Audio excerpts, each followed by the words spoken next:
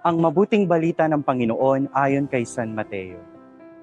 Noong panong iyon, lumapit kay Jesus ang mga alagad ni Juan Bautista at ang wika, "Malimit kaming mag-ayuno, gayon din ang mga Pariseo. Bakit po hindi nag-aayuno ang inyong mga alagad?" Sumagot siya, "Maaari bang magdalamhati ang mga panauhin sa kasalan habang kasama nila ang lalaking ikinasal? Kapag wala na siya, saka pa lamang sila mag-aayuno. Walang nagtatagpi ng bagong kayo sa isang lumang kasuotan, sapagkat mababatak nito ang tinagpian, at lalong lalaki ang punit. Wala ring nagsisilid ng bagong alak sa lumang sisidlang balat. Kapag gayon ang ginawa, puputok ang balat, matatapon ang alak at mawawasak ang sisidlan. Sa halip ay isinisilid ang bagong alak sa bagong sisidlang balat, at sa gayoy kapwa nagtatagal." Ang mabuting balita ng Panginoon. Pagninilay. Ang Ebanghelyo ngayon ay nagtuturo sa atin tungkol sa kahalagan ng pagkaunawa sa kalooban ng Diyos, kaysa sa pagsunod lamang sa panlabas na anyo ng relihiyon o tradisyon.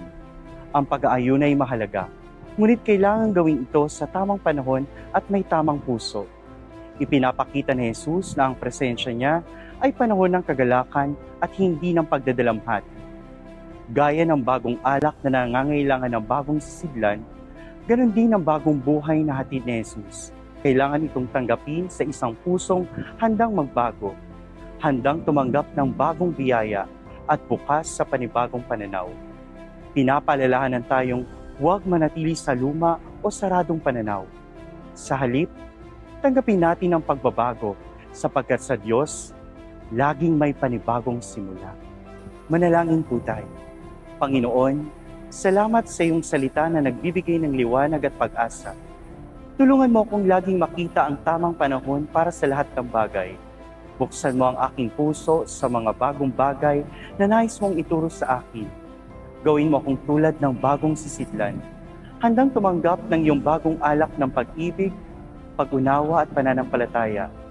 Palitan mo ang aking lumang paraan ng pag-iisip at bigyan mo ako ng puso na marunong makinig at sumunod. Amen.